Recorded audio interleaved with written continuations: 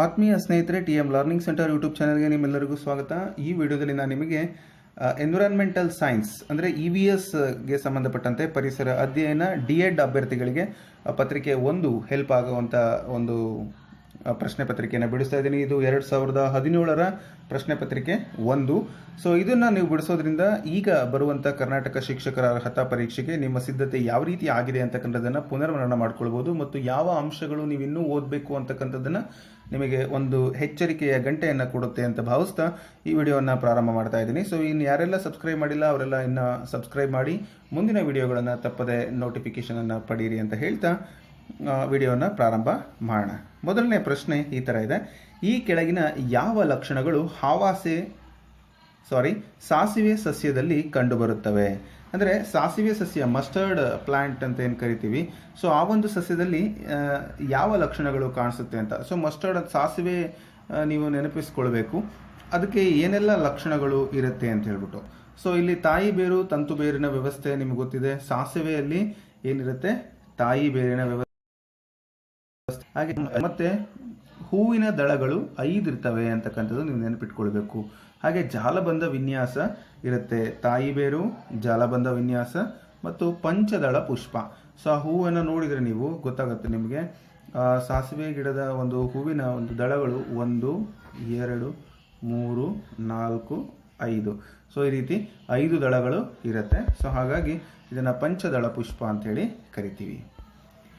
ಇನ್ನು ಮುಂದಿನ ಪ್ರಶ್ನೆ: ಈ ಕೆಳಗಿನ ಯಾವ ಜೀವಿಗಳು ಸಾಗರದಲ್ಲಿ ಉತ್ಪಾದಕಗಳಾಗಿವೆ? ಸೊ ಉತ್ಪಾದಕಗಳ ಬಗ್ಗೆ ನಿಮಗೆ ಈಗ ಆಲ್ರೆಡಿ ಗೊತ್ತಿದೆ. ಸಾಗರದಲ್ಲಿ ಯಾವ ಜೀವಿಗಳು ಉತ್ಪಾದಕಗಳಾಗಿವೆ ಅಂತ ಕೇಳಿದರೆ ಸಸ್ಯ ಪ್ಲವಕಗಳು, ನೆಕ್ಟಾನ್ಗಳು, ಜಲತಳ ಜೀವಿಗಳು, ಪ್ರಾಣಿ ಪ್ಲವಕಗಳು ಅಂತ ಇದೆ. ಸೊ ಇದಕ್ಕೆ ಸರಿಯಾದ ಉತ್ತರ ಉತ್ಪಾದಕಗಳು ಯಾವಪ್ಪ ಅಂದರೆ ಸಸ್ಯ ಪ್ಲವಕಗಳು ಅಂತ ಹೇಳಿ. ಸೊ ಈ ಒಂದು ಸಸ್ಯ ಪ್ಲವಕಗಳು ಅಥವಾ ಫೋಟೋ ಪ್ಲಾಂಕ್ಟಾನ್ಸ್ ಅಂತ ಹೇಳಿ ನಾವು ಇಂಗ್ಲೀಷಲ್ಲಿ ಕರಿತೀವಿ. ಇವು ಉತ್ಪಾದಕ ಜೀವಿಗಳು. ಇವುಗಳನ್ನು ತಿಂದು ಬೇರೆ ಬೇರೆ ಜೀವಿಗಳು ಬದುಕ್ತಕ್ಕಂಥದ್ದು ನಮಗೆ ಗಮನಿಸ್ಬೋದು. ಹಾಗೆ ಮುಂದಿನ ಪ್ರಶ್ನೆ: ಈ ಕೆಳಗಿನ ಯಾವ ಪ್ರಕ್ರಿಯೆಯು ಸಸ್ಯಗಳಲ್ಲಿ ನಡೆಯುತ್ತದೆ? ಸಸ್ಯಗಳಲ್ಲಿ ನಡೀತಕ್ಕಂಥ ಪ್ರಕ್ರಿಯೆ, ಈಗ ಆವಿಕರಣ ಸೊ ಇಲ್ಲ, ಉತ್ಪತನ ಇದು ಕೂಡ ಇಲ್ಲ, ಸಾಂದ್ರೀಕರಣ ಕ್ರಿಯೆ ಇದು ಮಳೆ ಬರ್ತಕ್ಕಂಥದ್ದು ಮತ್ತು ನಾವು ಹಾವಿಯನ್ನು ತಡಿತಕ್ಕಂಥದ್ದು ಆಗಿರುತ್ತೆ. ಇನ್ನು ಬಾಷ್ಪೀಕರಣ ಕ್ರಿಯೆ ಸಸ್ಯಗಳಲ್ಲಿ ನಡೆಯುತ್ತೆ. ಅಂದರೆ ಬಾಷ್ಪೀಭವನ ಅಂತ ನೀವು ಕೇಳಿರ್ಬೋದು. ಸಸ್ಯಗಳಲ್ಲಿ ಆಗ್ತಕ್ಕಂಥ ಒಂದು ಚಟುವಟಿಕೆ ಇದು. ಹಾಗೆ ಇಲ್ಲೊಂದು ಪ್ರಶ್ನೆ ಇದೆ ಮತ್ತೊಂದು: ಕೊಟ್ಟಿರುವ ಚಿತ್ರದಲ್ಲಿ Xನ ಸ್ಥಳದಲ್ಲಿ ಕಂಡುಬರುವಂಥ ಪ್ರಾಣಿಯನ್ನು ಹೆಸರಿಸಿ ಅಂತ ಇದೆ. ಸೊ ಅಂಡಜ ಹೌದು. ಹಾಗೆ 3 ಹೃದಯಗಳ ಕೋಣೆಯನ್ನು ಹೊಂದಿರಬೇಕು, ಜೊತೆಗೆ ಶೀತರಕ್ತ ಪ್ರಾಣಿ ಆಗಿರಬೇಕು. ಅಂದರೆ ಮೊಟ್ಟೆಯನ್ನು ಇಡುತ್ತೆ, 3 ಹೃದಯದ ಕೋಣೆಗಳಿದ್ದಾವೆ, ಶೀತರಕ್ತ ಪ್ರಾಣಿ. ಅವೆಲ್ಲವೂ ಗುಣಗಳಿರ್ತಕ್ಕಂಥದ್ದು ಯಾವ ಜೀವಿ ಅಂತ ಆಪ್ಷನ್ಸ್ ನೋಡೋಣ. ಕಾಟ್ಲ, ಲೋಳೆ ಮೀನು, ಏಕಿಡ್ನ, ಹಾವು ಅಂತ ಇದೆ. ಸೊ ಇದಕ್ಕೆ ಸರಿಯಾದ ಉತ್ತರ ಏನಪ್ಪ ಅಂತ ಹೇಳಿದ್ರೆ ಹಾವು ಅಂತ ನಾವು ಹೇಳ್ಬೋದು. ಸೊ ಮುಂದಿನ ಪ್ರಶ್ನೆಗೆ ಹೋಗ್ತೀನಿ. ಈ ಕೆಳಗಿನವುಗಳಲ್ಲಿ ಸರಿಯಾದ ಹೊಂದಾಣಿಕೆ ಯಾವುದು? ಜೀವಸತ್ವ A ಹೃದಯ ಮತ್ತು ಜೀರ್ಣನಾಳಗಳ ರಕ್ಷಣೆ, ಜೀವಸತ್ವ B ಹಲ್ಲು ಮತ್ತು ಒಸಡುಗಳ ರಕ್ಷಣೆ, ಜೀವಸತ್ವ C ಕಣ್ಣಿನ ದೃಷ್ಟಿ ಮತ್ತು ಚರ್ಮದ ರಕ್ಷಣೆ, ಜೀವಸತ್ವ D ಮೂಳೆ ಮತ್ತು ಹಲ್ಲಿನ ರಕ್ಷಣೆ ಅಂತ ಇದೆ.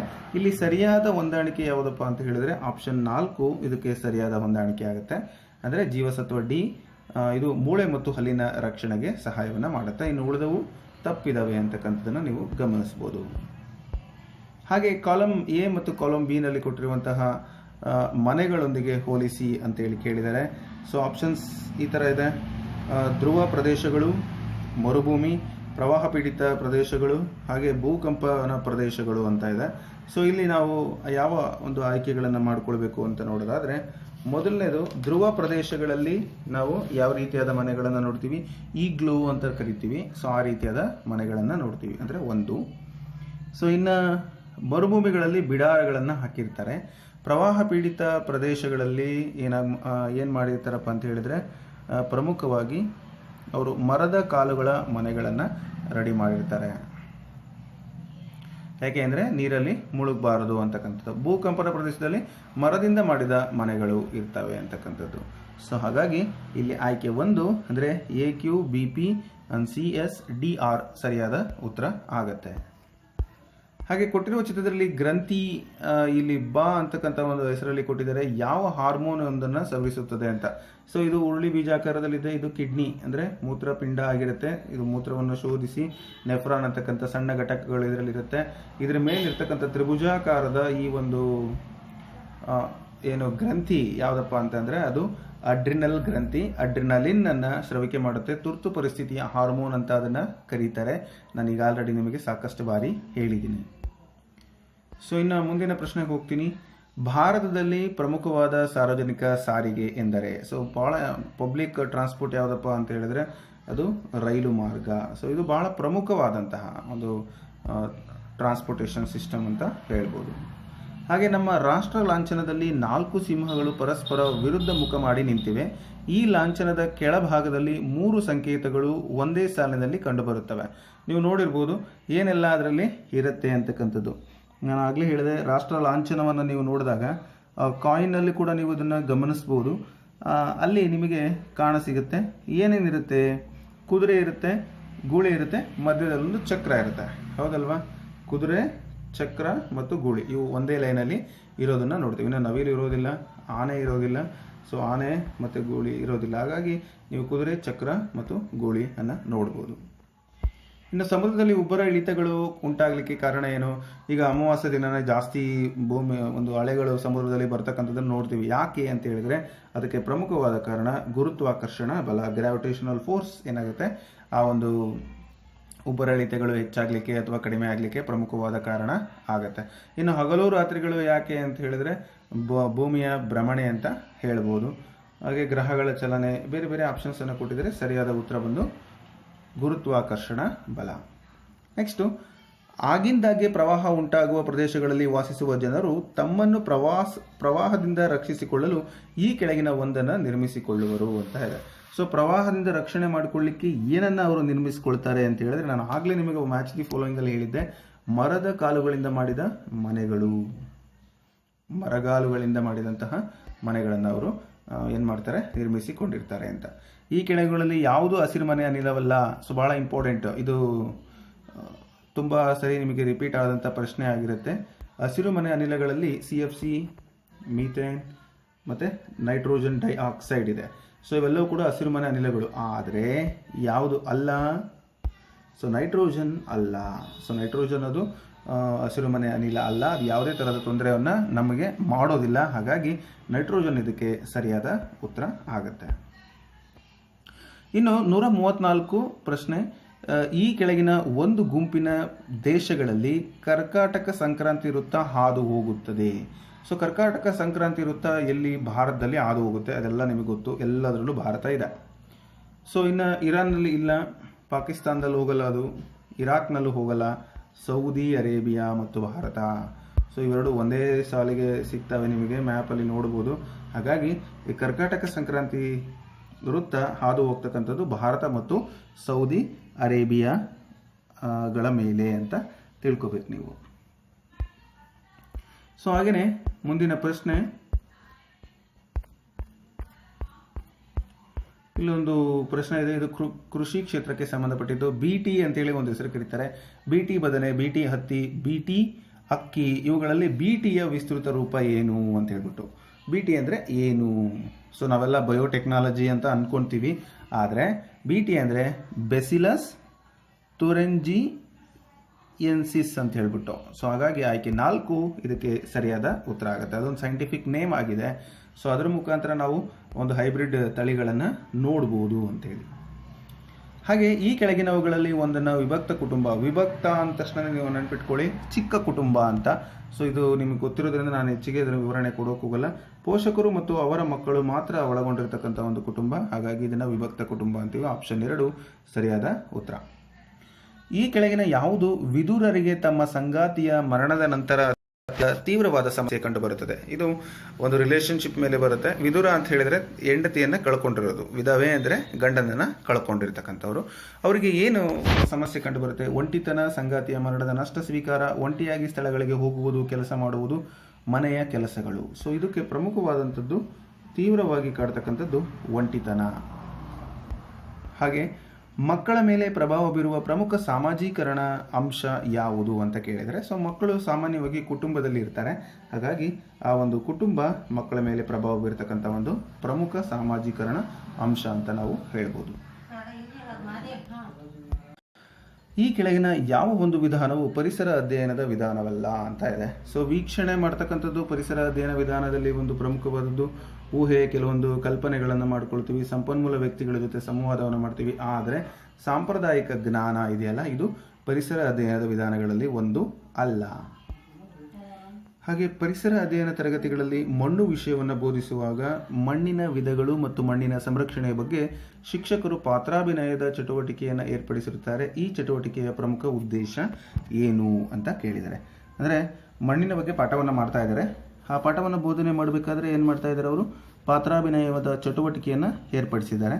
ಇದರ ಉದ್ದೇಶ ಏನು? ಕಲಿಕಾ ಪ್ರಕ್ರಿಯೆಯಲ್ಲಿ ಏಕತಾನತೆಯನ್ನು ಹೋಗಲಾಡಿಸುವುದು. ಅಂದರೆ ಒಂದೇ ಥರ ಇದೆಯಪ್ಪ, ಅದನ್ನು ನಾನು ಬೇರ್ಪಡಿಸಬೇಕು ಅಂತೇಳಿ.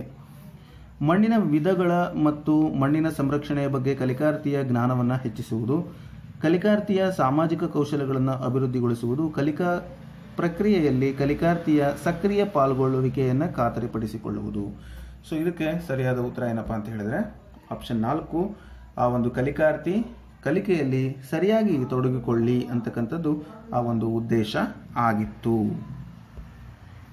ಹಾಗೆ ಮುಂದಿನ ಪ್ರಶ್ನೆ, 5ನೇ ತರಗತಿಯ ಪರಿಸರ ಅಧ್ಯಯನ ಆಶ್ರಯ ಮತ್ತು ಉಡುಪು ಎಂಬ ಘಟಕದ ಆಲೋಚಿಸಿ ಭಾಗದಲ್ಲಿ ಈ ಕೆಳಗಿನ ಹೇಳಿಕೆ ಕೊಡಲಾಗಿದೆ. ನೋಡಿ, ಆಶ್ರಯ ಮತ್ತು ಉಡುಪು ಅಂತಕ್ಕಂಥ ಒಂದು ಪಾಠ ಇದೆ 5ನೇ ತರಗತಿಯಲ್ಲಿ. ಅದರಲ್ಲಿ ಆಲೋಚಿಸಿ ಅಂತೇಳಿ, ಥಿಂಕ್ ಮಾಡಿ ಅಂಥೇಳಿ ಒಂದು ಹೇಳಿಕೆಯನ್ನು ಕೊಟ್ಟಿದ್ದಾರೆ. ಏನು? ಬೇಸಿಗೆ ಕಾಲದಲ್ಲಿ ಹತ್ತಿ ಬಟ್ಟೆಯನ್ನು ಧರಿಸುವುದು ಸೂಕ್ತ. ಈ ಹೇಳಿಕೆಯ ಪ್ರಮುಖ ಉದ್ದೇಶ ಏನು ಅಂತ. ಸೊ ಆಪ್ಷನ್ಸನ್ನು ನೋಡಿ. ಮೊದಲನೇದು, ವಿದ್ಯಾರ್ಥಿಗಳು ಮುಂದಿನ ಹಂತದ ಅಧ್ಯಯನಕ್ಕಾಗಿ ತರಬೇತುಗೊಳಿಸುವುದು. ಪ್ರತಿಯೊಬ್ಬ ವಿದ್ಯಾರ್ಥಿಯು ಬೇಸಿಗೆಯಲ್ಲಿ ಹತ್ತಿ ಬಟ್ಟೆಯನ್ನು ಧರಿಸುವಂತೆ ಪ್ರೋತ್ಸಾಹಿಸುವುದು. ನೈಜ ಜೀವನದ ಅಗತ್ಯತೆಗಳನ್ನು ಅರ್ಥೈಸಿಕೊಳ್ಳುವ ಕೌಶಲ್ಯ ಮತ್ತು ಕಲ್ಪನಾ ಶಕ್ತಿಯನ್ನು ಉತ್ತೇಜಿಸುವುದು. ವಿವಿಧ ಋತುಗಳಲ್ಲಿ ಧರಿಸಬಹುದಾದ ಉಡುಪುಗಳ ಬಗೆಗಿನ ಜ್ಞಾನವನ್ನು ವಿದ್ಯಾರ್ಥಿಗಳಲ್ಲಿ ಅಳೆಯುವುದು. ಸೊ ಪ್ರಮುಖವಾಗಿ ಆ ಒಂದು ಬೇಸಿಗೆ ಕಾಲದಲ್ಲಿ ಹತ್ತಿ ಬಟ್ಟೆಗಳನ್ನು ಧರಿಸುವುದು ಸೂಕ್ತ ಅಂತಕ್ಕಂಥ ಹೇಳಿಕೆಯ ಉದ್ದೇಶ ಏನಪ್ಪ ಅಂತ ಹೇಳಿದ್ರೆ, ನೈಜ ಜೀವನದ ಒಂದು ಅಗತ್ಯತೆಗಳನ್ನು ಅರ್ಥೈಸಿಕೊಳ್ಳುವಂಥ ಕೌಶಲ ಮತ್ತು ಕಲ್ಪನಾ ಶಕ್ತಿಯನ್ನು ಉತ್ತೇಜನ ಮಾಡ್ತಕ್ಕಂಥದ್ದು ಆ ಒಂದು ಆಲೋಚಿಸಿ ಅಂತಕ್ಕಂಥ ಭಾಗದಲ್ಲಿ ಕೊಟ್ಟಿರುವಂಥ ಹೇಳಿಕೆಯ ಪ್ರಮುಖ ಉದ್ದೇಶ. ಸೊ ಹಾಗೆ ಮುಂದಿನ ಪ್ರಶ್ನೆ ನೋಡೋಣ. ನಿರಂತರ ಮೌಲ್ಯಮಾಪನದಲ್ಲಿ ಈ ಕೆಳಗಿನ ಯಾವ ಅಂಶಗಳನ್ನು ಪರಿಗಣಿಸಲಾಗುತ್ತದೆ ಅಂತ ಇದೆ. ಸೊ ನಿರಂತರ ಮೌಲ್ಯಮಾಪನ CC ಅಂತೇಳಿ ನೀವು ಕರಿತೀರಿ. ಮಗುವಿನ ಬೆಳವಣಿಗೆ ಮತ್ತು ಅಭಿವೃದ್ಧಿ, ಮಗುವಿನ ಎಲ್ಲ ವರ್ತನೆಗಳ ಅವಲೋಕನ, ಮಗುವಿನ ಪಠ್ಯ ಸಂಯೋಜಿತ ಮೌಲ್ಯಮಾಪನ, ಮಗುವಿನ ಸಹಪಠ್ಯ ಸಂಯೋಜಿತ ಮೌಲ್ಯಮಾಪನ ಅಂತ ಇದೆ. ಸೊ ಮಗುವಿನ ಬೆಳವಣಿಗೆ ಮತ್ತು ಅಭಿವೃದ್ಧಿಯನ್ನು ನಾವು ಈ ಒಂದು ನಿರಂತರ ಮೌಲ್ಯಮಾಪನದಲ್ಲಿ ಗಮನಿಸ್ತೀವಿ ಅಂತಕ್ಕಂಥದ್ದು. ಹಾಗೆ ಈ ಕೆಳಗಿನ ಯಾವುದು ರೂಪಣಾತ್ಮಕ ಮೌಲ್ಯಮಾಪನ ವಿಧಾನವಲ್ಲ ಅಂತ ಕೇಳಿದ್ದಾರೆ. ರೂಪಣಾತ್ಮಕ ಅಂದರೆ FEI ಟೆಸ್ಟ್ ಮಾಡ್ತೀವಿ ನಾವು, FA1, FA2, FA3 ಇವೆಲ್ಲ ರೂಪಣಾತ್ಮಕ. ಅಂದರೆ ಕೊನೆಗೆ ಮಾಡೋದು ಸಂಕಲನಾತ್ಮಕ, ಅದ್ರ ಮಧ್ಯದಲ್ಲಿ ಟೆಸ್ಟ್ಗಳು ಏನು ಮಾಡ್ತೀವಿ ಅವು ರೂಪಣಾತ್ಮಕ. ಸೊ ಯಾವುದು ಅಲ್ಲ ಅಂತ ಇದೆ. ಸೊ ಕೊನೆಗೆ ಮಾಡೋದು ಅಲ್ಲ ಅಂತ, ಇದನ್ನ ಕೊನೆಯಲ್ಲಿ ಅಥವಾ ವರ್ಷದ ಕೊನೆಯಲ್ಲಿ ನಡೆಸುವ ಪರೀಕ್ಷೆಯನ್ನು ಒಳಗೊಂಡಿದೆ ಅಂತ ಇದೆ. ಸೊ ಅದು ಸಂಕಲನಾತ್ಮಕ ಪರೀಕ್ಷೆ ಆಗುತ್ತೆ, ರೂಪಣಾತ್ಮಕ ಪರೀಕ್ಷೆ ಅಲ್ಲ ಅಂತೇಳಿ ನೀವು ನೆನಪಿಟ್ಕೊಳ್ಬೇಕು. ಇನ್ನು ಉಳಿದವೆಲ್ಲವೂ ರೂಪಣಾತ್ಮಕದಲ್ಲಿ ಬರ್ತವೆ. ಸೊ ಪ್ರಾಥಮಿಕ ಹಂತದಲ್ಲಿ ಪರಿಸರ ಅಧ್ಯಯನವು ಈ ಕೆಳಗಿನ ಯಾವ ಅಂಶವನ್ನು ಒಳಗೊಂಡಿರಬೇಕು. ಸೊ ಪರಿಸರ ಅಧ್ಯಯನ ಏನನ್ನು ಒಳಗೊಂಡಿರಬೇಕು? ಸುತ್ತಮುತ್ತಲಿನ ಪರಿಸರವನ್ನು ಅನ್ವೇಷಿಸುವಂಥ ಅವಕಾಶಗಳನ್ನು ಅದು ಒದಗಿಸಬೇಕು. ಸೊ ಇದು ಸರಿಯಾದ ಉತ್ತರ ಆಗುತ್ತೆ. ಈಸಿಯಾದ ಪ್ರಶ್ನೆಗಳು, ಹಾಗಾಗಿ ನಾನು ಹೆಚ್ಚಿನ ವಿವರಣೆಯನ್ನು ಕೊಡಲಿಕ್ಕೆ ಹೋಗಲ್ಲ. ಇನ್ನು 4ನೇ ತರಗತಿಯ ಪರಿಸರ ಅಧ್ಯಯನ ಪುಸ್ತಕದಲ್ಲಿ ವಿಜ್ಞಾನ ಮತ್ತು ಸಮಾಜ ವಿಜ್ಞಾನದ ಪರಿಕಲ್ಪನೆಗಳನ್ನು ಒಟ್ಟಾಗಿ ಕೊಡಲಾಗಿದೆ. ಇದರ ಪ್ರಮುಖ ಉದ್ದೇಶ ಏನು ಅಂದರೆ, ಈಗ ಗೆಸ್ಟಾಲ್ಟ್ ವಾದಗಳು ಅಂತ ನಿಮಗೆ ಗೊತ್ತಿದೆ. ಅಂದರೆ ಇಡಿಯಾಗಿ ಕಲಿಬೇಕು ಅಂತಕ್ಕಂಥದ್ದು. ಅಂದರೆ ಅರ್ಥ ಸಮಗ್ರವಾಗಿ ಅಧ್ಯಯನವನ್ನು ಮಾಡೋದು, ವಿಷಯವನ್ನು ಸಮಗ್ರವಾಗಿ ಕೇಳ್ತಾರೆ ಕೆಲವರು. ಇದು ಪ್ರೈವೇಟ್ ಕಾನ್ವೆಂಟ್ಗಳಲ್ಲಿ ಸೋಷಿಯಲ್ ಸೈನ್ಸ್ ಅಂತ ಒಂದು, ಸೈನ್ಸ್ ಅಂತ ಒಂದು ಸಪ್ರೇಟ್ ಪುಸ್ತಕಗಳನ್ನು ಕೊಟ್ಟಿರ್ತಾರೆ. ಆದರೆ ನಮ್ಮ ಪುಸ್ತಕದಲ್ಲಿ ಪರಿಸರ ಅಧ್ಯಯನದಲ್ಲಿ ವಿಜ್ಞಾನ ಸಮಾಜ ವಿಜ್ಞಾನ ಜೊತೆಗಿರೋದಕ್ಕೆ ಕಾರಣ ವಿಷಯಗಳನ್ನು ಸಮಗ್ರವಾಗಿ ಅಧ್ಯಯನ ಮಾಡ್ತಕ್ಕಂಥದ್ದು. ಇನ್ನು ಮುಂದಿನ ಪ್ರಶ್ನೆ, 5ನೇ ತರಗತಿಯ ಪರಿಸರ ಅಧ್ಯಯನ ವಿಷಯದ ಪ್ರತಿ ಅಧ್ಯಾಯದಲ್ಲಿನ ಚಟುವಟಿಕೆ ಅಥವಾ ಪ್ರಯೋಗ ಅಥವಾ ಯೋಜನೆಗಳು ಕಲಿಕೆಯ ವೈಜ್ಞಾನಿಕ ಶಬ್ದಗಳು ಮತ್ತು ಪರಿಕಲ್ಪನೆಯನ್ನು ಅರ್ಥೈಸಿಕೊಳ್ಳುವಲ್ಲಿ ಸಹಾಯ ಮಾಡುತ್ತವೆ. ಇದು ಕಲಿಕೆಯ ಈ ಕೆಳಗಿನ ತತ್ವದ ಮೇಲೆ ಆಧರಿಸಿದೆ. ಸೊ ಏನು ತತ್ವ? ಈ ಕೊಡ್ತಕ್ಕಂಥದ್ದು ಎಲ್ಲ ಕೆಲಸಗಳು, ಪ್ರಯೋಗ ಆಗಿರ್ಬೋದು ಅಥವಾ ಚಟುವಟಿಕೆಗಳಾಗಿರ್ಬೋದು, ಇವೆಲ್ಲವೂ ಕೂಡ ಮಾಡಿ ಕಲಿ ಅಂತಕ್ಕಂಥ ತತ್ವದ ಮೇಲೆ ಇರ್ತಕ್ಕಂಥದ್ದನ್ನು ನಾವು ಗಮನಿಸ್ತೀವಿ. ಇನ್ನು ಪರಿಸರ ಅಧ್ಯಯನ ವಿಷಯದ ಸಸ್ಯಗಳಲ್ಲಿ ಬಾಷ್ಪೀಕರಣ ಪರಿಕಲ್ಪನೆಯನ್ನು ಮೌಲ್ಯಮಾಪನ ಮಾಡಲು ಈ ಕೆಳಗಿನ ಯಾವ ತಂತ್ರವನ್ನು ಬಳಸಬಹುದಾಗಿದೆ? ಸೊ ಇದಕ್ಕೆ ಬಾಷ್ಪೀಕರಣವನ್ನು ನಾವು ಅರ್ಥ ಮಾಡ್ಕೋಬೇಕಾದ್ರೆ ರಸಪ್ರಶ್ನೆ ಕೇಳ್ತೀರಾ, ಗೃಹ ನಿಯೋಜಿತ ಕಾರ್ಯವನ್ನು ಕೊಡ್ತೀರಿ, ಅಥವಾ ಹಸ್ತದಿಂದ ಮಾಡುವಂಥ ಚಟುವಟಿಕೆ, ನೇರ ಅನುಭವವನ್ನು ಕೊಡ್ತಕ್ಕಂಥದ್ದು ಲಿಖಿತ ಪರೀಕ್ಷೆ. ಇದಕ್ಕೆ ನೇರ ಅನುಭವದ ಚಟುವಟಿಕೆಯನ್ನು ಕೊಡ್ತಕ್ಕಂಥದ್ದು ಸರಿಯಾದ ಉತ್ತರ ಆಗುತ್ತೆ. ಮುಂದಿನ ಪ್ರಶ್ನೆ, 5ನೇ ತರಗತಿಯ ಅಧ್ಯಯನ ಪಠ್ಯದಲ್ಲಿ ಬಾಕ್ಸ್ನಲ್ಲಿ ನೀಡಲಾಗಿರುವಂತಹ ಪದ ಸಹಾಯ, ಇದನ್ನು ತಿಳಿಯಿರಿ ಮತ್ತು ಆಲೋಚಿಸಿ, ಇಂತಹ ಅಂಶಗಳು ಕಲಿಕಾರ್ಥಿಯ ಈ ರೀತಿಯ ಕಲಿಕೆಗೆ ಪ್ರೋತ್ಸಾಹಿಸುತ್ತವೆ. ನೋಡಿರ್ಬೋದು ನೀವು, ಇದನ್ನು ತಿಳಿಯಿರಿ, ದೊಡ್ಡ ಕ್ಲಾಸಲ್ಲೂ ಕೂಡ ಎಲ್ಲ ಮಕ್ಕಳಿಗೂ ಕೂಡ ಈ ಥರದ ಅಂಶಗಳನ್ನು ಕೊಟ್ಟಿರ್ತಾರೆ. ಆ ಬಾಕ್ಸ್ನಲ್ಲಿ ಏನು ಕೊಟ್ಟಿರ್ತಾರೆ? ಪದ ಸಹಾಯ ಕೊಟ್ಬಿಟ್ಟು ತಿಳಿಯಿರಿ ಅಥವಾ ಆಲೋಚಿಸಿ ಅಂತ ಕೊಟ್ಟಿರ್ತಾರೆ. ಏನಕ್ಕೋಸ್ಕರ ಅಂತ ಹೇಳಿದರೆ ಸ್ವಕಲಿಕೆ ಮತ್ತು ಸಹಭಾಗಿತ್ವದ ಕಲಿಕೆಯನ್ನು ವೃದ್ಧಿಪಡಿಸಲಿಕ್ಕೋಸ್ಕರ. ಹಾಗಾಗಿ ಆಯ್ಕೆ 3 ಇದಕ್ಕೆ ನೇರವಾದ ಸರಿಯಾದ ಉತ್ತರ ಆಗುತ್ತೆ. ಹಾಗೆ ಈ ಕೆಳಗಿನವುಗಳಲ್ಲಿ ಯಾವುದು CCಯ ಉದ್ದೇಶವಲ್ಲ? CC ನಾನು ಆಗಲೇ ಹೇಳಿದೆ, ನಿರಂತರ ಮತ್ತು ವ್ಯಾಪಕ ಮೌಲ್ಯಮಾಪನ, ಅದರ ಉದ್ದೇಶ ಏನಲ್ಲ ಅಂತ. ವಾರ್ಷಿಕ ಪರೀಕ್ಷೆ ನಡೆಸಿ ಮಗುವನ್ನು ಮುಂದಿನ ತರಗತಿಗೆ ತೆರವುಗೊಳಿಸುವುದು, ಇದೊಂದೇ ಅದರ ಉದ್ದೇಶ ಅಲ್ಲ. ಸೊ ನೀವು ನೆನಪಿಟ್ಕೊಳ್ಬೇಕು, ಪರೀಕ್ಷೆ ಮಾಡೋದು ನೆಕ್ಸ್ಟ್ ಕ್ಲಾಸಿಗೆ ಪ್ರಮೋಟ್ ಮಾಡೋದು. ಅದರ ಬದಲಿಗೆ ಈ ಮಾಹಿತಿಯನ್ನು ನೀಡತಕ್ಕಂಥದ್ದು, ವಿವಿಧ ಆಯಾಮಗಳಲ್ಲಿ ಅರ್ಥ ಮಾಡ್ಕೊಳ್ತಕ್ಕಂಥದ್ದು, ಮಗುವಿನ ಸಮಗ್ರ ವ್ಯಕ್ತಿತ್ವವನ್ನು ರೂಪಿಸ್ತಕ್ಕಂಥದ್ದು ಪ್ರಮುಖ ಉದ್ದೇಶ ಇದೆ. ಇನ್ನು ಕೊನೆಯ ಪ್ರಶ್ನೆಗೆ ಬರ್ತಾ ಇದ್ದೀನಿ ನಾನು. ಸೂಕ್ಷ್ಮ ಜೀವಿಗಳು ಎಲ್ಲೆಡೆ ಕಂಡುಬರುತ್ತವೆ, ಕೊರೋನಾ ವೈರಸ್ ಕೂಡ ಕಂಡುಬರುತ್ತೆ ಎಂಬ ಪರಿಕಲ್ಪನೆಯನ್ನು ಬೋಧಿಸುವಾಗ ಶಿಕ್ಷಕರು ವಿದ್ಯಾರ್ಥಿಗಳಿಗೆ ಈ ಕೆಳಗಿನ ಪ್ರಶ್ನೆಯನ್ನು ಕೇಳುತ್ತಾರೆ. ಸೂಕ್ಷ್ಮಜೀವಿಗಳು ಮಣ್ಣಿನಲ್ಲಿ ಕಂಡುಬರುತ್ತವೆಯೋ? ಸೂಕ್ಷ್ಮಜೀವಿಗಳು ನೀರಿನ ಒಳಗೂ ಕಂಡುಬರುತ್ತವೆಯೇ? ಸೂಕ್ಷ್ಮಜೀವಿಗಳು ನಮ್ಮ ದೇಹದ ಒಳಗೂ ಕಂಡುಬರುತ್ತವೆಯೇ? ಸೂಕ್ಷ್ಮಜೀವಿಗಳು ಗಾಳಿಯಲ್ಲೂ ಕಂಡುಬರುತ್ತವೆಯೇ? ಸೊ ಈ ಥರ ಪ್ರಶ್ನೆಗಳು. ನೀವು ಅದು ಅದು ಪುನೀತ್ ಡಾಕ್ಟರ್ ರಾಜ್ಕುಮಾರ್ ಅಭಿನಯದ ಒಂದು ಚಿತ್ರ ನೋಡಿದಿರಿ, ಚಲನಚಿತ್ರ. ಯಾವುದು ನನಗೆ ನೆನಪು ಬರ್ತಾ ಇಲ್ಲ. ಅದು ನಿನ್ನ ಹರಿ ಇಲ್ಲೂ ಇರುವನೇ ಅಲ್ಲೂ ಇರುವನು, ನನ್ನಲ್ಲಿರುವನೇ ನಿನ್ನಲ್ಲೂ ಇರುವನು, ಈ ಥರ ಈ ಪ್ರಶ್ನೆ ಇದೆಯಲ್ಲ. ಹಾಗೆ ಸೂಕ್ಷ್ಮಾಣುಜೀವಿಗಳು ಎಲ್ಲೆಲ್ಲಿ ಇರ್ತವೆ? ಮಣ್ಣಲ್ಲಿ, ನೀರಲ್ಲಿ, ನಮ್ಮ ದೇಹದಲ್ಲಿ, ಗಾಳಿಯಲ್ಲಿ. ಈ ಥರದ ಪ್ರಶ್ನೆಗಳು ಈ ಕೆಳಗಿನ ಯಾವ ಕೌಶಲವನ್ನು ವಿದ್ಯಾರ್ಥಿಗಳಲ್ಲಿ, ಕಲಿಕಾರ್ಥಿಗಳಲ್ಲಿ ಅಭಿವೃದ್ಧಿಗೊಳಿಸಲಿಕ್ಕೆ ಅಥವಾ ಬೆಳೆಸಲಿಕ್ಕೆ ಶಿಕ್ಷಕರು ಪ್ರಯತ್ನವನ್ನು ಪಡ್ತಾ ಇದ್ದಾರೆ ಅಂತ ಹೇಳ್ಬಿಟ್ಟು, ಇದಕ್ಕೆ ಸರಿಯಾದ ಉತ್ತರ ವೀಕ್ಷಣಾ ಕೌಶಲ್ಯ. ಅಂದರೆ ಮಕ್ಕಳು ವೀಕ್ಷಣೆಯ ಮುಖಾಂತರ ಅದನ್ನು ಅರ್ಥೈಸ್ಕೊಳ್ತಾರೆ. ಹಾಗಾಗಿ ವೀಕ್ಷಣಾ ಕೌಶಲ್ಯ ಅಂಥೇಳಿ ನಾವು ಉತ್ತರವನ್ನು ಹೇಳ್ಬೋದು. ಸೊ ಇದಿಷ್ಟು EVSಗೆ ಸಂಬಂಧಪಟ್ಟಂಥ ಒಂದು ಪ್ರಶ್ನೆ ಪತ್ರಿಕೆ ವಿಶ್ಲೇಷಣೆ ಆಗಿತ್ತು. ಇದೇ ಥರದ ಮತ್ತಷ್ಟು ವಿಡಿಯೋಗಳಿಗಾಗಿ ಚಾನಲನ್ನು ಸಬ್ಸ್ಕ್ರೈಬ್ ಮಾಡಿ. ನಿಮ್ಮ ಅನಿಸಿಕೆ ಅಭಿಪ್ರಾಯಗಳನ್ನು ಕಮೆಂಟ್ ಮಾಡೋದು ಮರಿಬೇಡಿ. ಧನ್ಯವಾದಗಳು.